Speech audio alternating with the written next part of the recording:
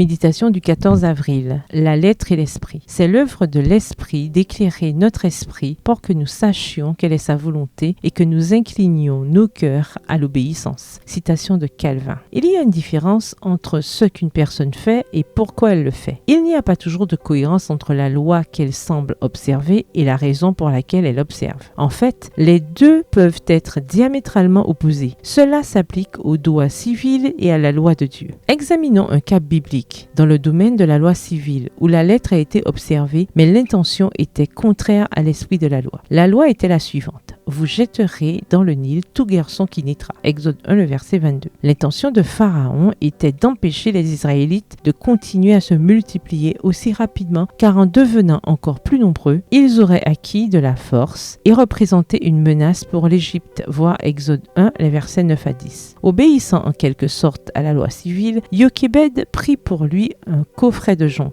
y mit l'enfant et le déposa parmi les roseaux sur le bord du Nil. Exode 2, le verset 3. Cette femme a jeté, entre guillemets, son enfant dans le fleuve, comme le demandait la loi. Mais son intention était contraire à celle de la loi promulguée par le Pharaon. Elle désirait sauver son bébé afin que le peuple de Dieu puisse prospérer et compter sur l'apparition d'un libérateur qui le délivrerait de l'oppression. En ce qui concerne la loi de Dieu, Jésus a enseigné que la conformité extérieure à cette loi ne fonctionne pas. C'est ce que faisaient les pharisiens en mettant à part pour Dieu la dîme de tout, mais en ignorant la partie la plus essentielle de la loi qui est la justice, la miséricorde et la fidélité. Voir Matthieu 23, le verset 23. Dissocier la lettre de la loi de son essence conduit au légalisme. Elle nous fait attacher de l'importance au fait de paraître en phase avec la loi alors qu'en réalité nous en sommes loin. Il est ainsi difficile d'être sensible à l'esprit qui veut nous mettre en phase avec Dieu. Pourquoi respectez-vous les lois? Êtes-vous convaincu qu'elles sont bonnes et nécessaires? Vous êtes-vous déjà demandé pourquoi vous viviez selon les principes que vous avez? Savez-vous ce qui se cache derrière? La clé de la vie chrétienne consiste à nous incliner de plus en plus vers l'obéissance rationnelle, en étant convaincus que ce que Dieu a prévu pour nous est ce que nous aurions prévu nous-mêmes si nous connaissions la fin dès le commencement. De cette façon, il n'y aura jamais d'incohérence entre ce que nous semblons être et ce que nous sommes réellement. Jésus nous a aussi rendus capables d'être ministres d'une nouvelle alliance, non de la lettre, mais de l'esprit. 2 Corinthiens 3, le verset 6. Puissions-nous l'être? Le verset du jour se trouve dans 1 Timothée 1, le verset 8, dans la version Tob. La loi, nous le savons en effet, est bonne dans la mesure où on la prend comme loi. Bonne journée, que l'Éternel vous bénisse.